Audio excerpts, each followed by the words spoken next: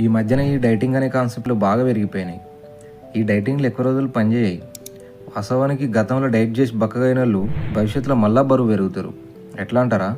మామూలుగా మనం తీసుకునే ఆహారం లోపల కెమికల్ రియాక్షన్స్ జరిగి ఎనర్జీగా కన్వర్ట్ అవుతుంది. ఈ పద్ధతినే బాడీ మెటబాలిజం అంటారు. రెస్ట్రిక్టివ్ డైట్లు ఈ బాడీ మెటబాలిజం రేట్ను తగ్గిస్తాయి. అట్లనే ఈ డైట్లు ఈ ఆకలి హార్మోన్ అనే గ్రిలిన్, తృప్తి హార్మోన్ అనే డోపమైన్లను దెబ్బతీస్తాయి. ఈ దెబ్బతోటి ఫ్యాట్స్, క్యాలరీస్, చక్కెరలు ఎక్కువ ఉన్న ఆహారం మీదకి మనకు ఆకర్షణ పెరుగుతుంది. ఈ పరిస్థితులన్నీ మళ్ళీ బరువు పెరుగుదనికి దారితీస్తాయి. కాబట్టి ఈ డైట్లు బంద్ చేసి ఆరోగ్యకరమైన జీవన విధానాలను అలవాటు చేసుకోవాలి. ఈ ఒక పూట తినుడు, తక్కువ తినుడు ఇట్లాంటివి చేసే బదులు పోషకాహారాలు తినుడు మొదలుపెట్టాలి. ప్రకృతి నుంచి వచ్చే మంచి పండ్లు, కూరగాయలు, చిరుధాన్యాలు ఇసంటి ఆహారాలు తింటే ఇవి తక్కువ క్యాలరీలతో ఎక్కువ సంతృప్తినిస్తాయి. ఈ మార్పులు సహజంగానే బరువు తగ్గడానికి సహాయపడతాయి.